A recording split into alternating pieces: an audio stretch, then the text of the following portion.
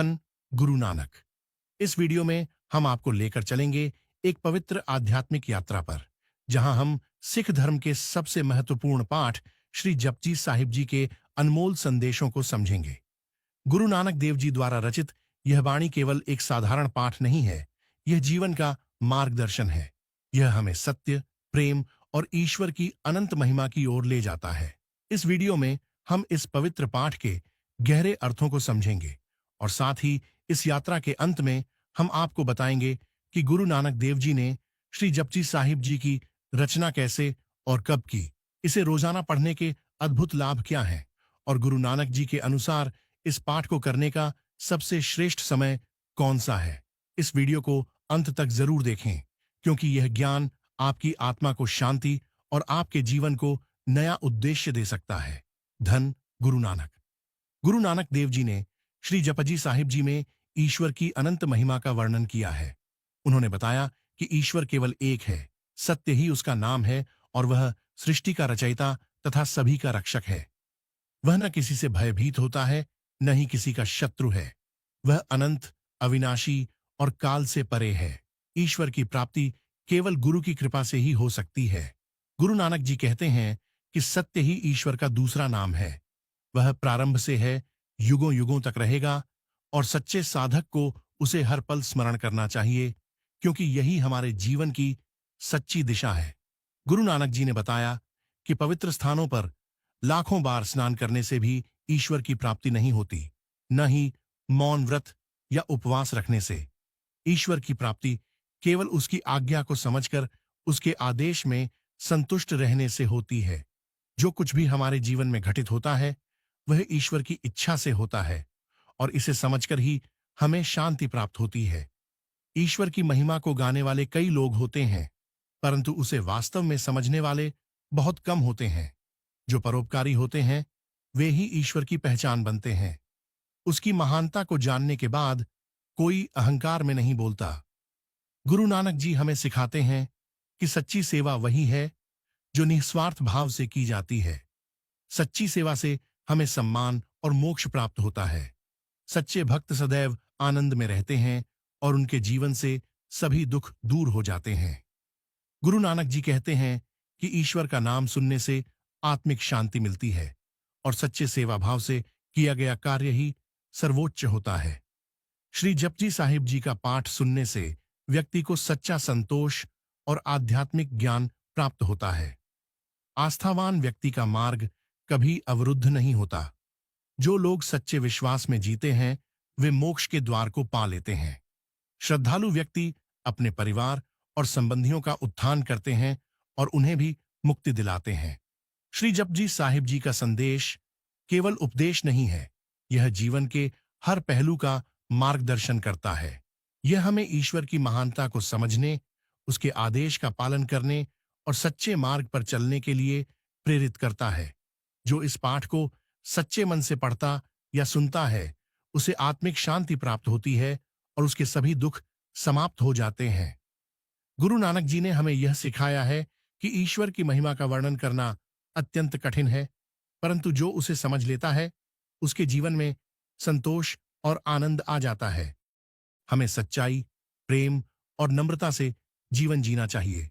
ईश्वर का नाम स्मरण करना, उसके गुणों का गान करना और उसके आदेश में संतुष्ट रहना ही सच्ची पवित्रता है। इसलिए आइए हम सभी श्री जपजी साहिब जी के पवित्र संदेश को अपने जीवन में आत्मसात करें और ईश्वर के अनंत गुणों का गुणगान करते हुए सच्ची सेवा और सिमरण करें। धन गुरु नानक। आइए अब जानते हैं कि श्री जपजी साहिब जी की रचना कब और कैसे हुई। एक बार गुरु नानक देव जी सुल्तानपुर के पास बई नदी में स्नान करने के लिए गए।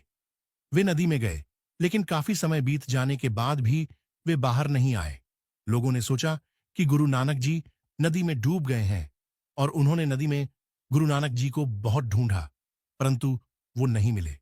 3 दिन बीत गए थे और सभी ने यह मान लिया था कि गुरु नानक देव जी डूब गए हैं और अब कभी नहीं लौटेंगे। तीसरे दिन एक अद्भुत घटना घटी। गुरु नानक देव जी नदी से बाहर प्रकट हुए। उनके बाहर आते ही सभी लोग आश्चर्यचकित हो गए और उनकी ओर दौड़े। उसी क्षण गुरु नानक जी ने अपना पहला उपदेश दिया। न कोई हिंदू है, न कोई मुसलमान। उनका यह कथन इस बात की ओर इशारा करता था कि सच्चा ईश्वर एक है और सभी इंसान बराबर हैं, चाहे उनका धर्म कोई भी हो। जब गुरु नानक देव जी नदी से बाहर आए, तब भाई मर्दाना जी ने उनसे पूछा कि गुरुजी, आप कहाँ थे?